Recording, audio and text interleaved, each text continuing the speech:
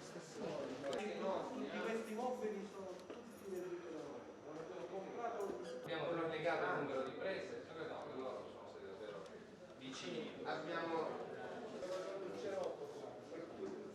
il gruppo operatore. vero che di là ci sarà uno del soccorso? Sì, Sì. pronto.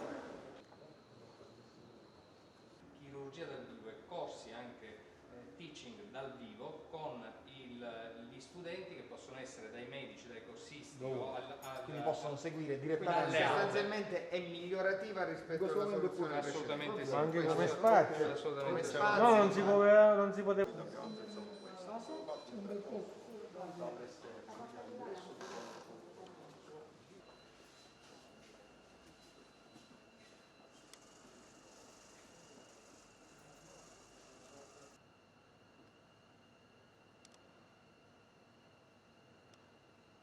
Noi per questa settimana che avevamo un problema sui posti non Covid del post operatorio, abbiamo tenuto patenti qua 2 o 3 ore, li abbiamo stabiliti. Questa è l'unica TAC con una TAC di radiologia già però blindata, quindi non emette radiazioni, che noi ce ne sono solo 2 in Italia di questa TAC, molte vengono spacciate per TAC ma sono amplificate di brillanza tridimensionale, cioè macchine di vecchie TAC.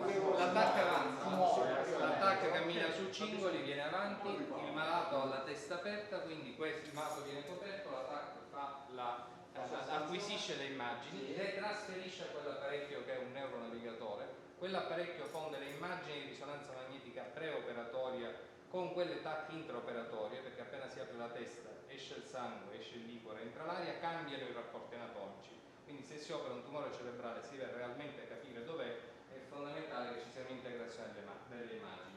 Il microscopio a occhio tu pensi di aver fatto un bel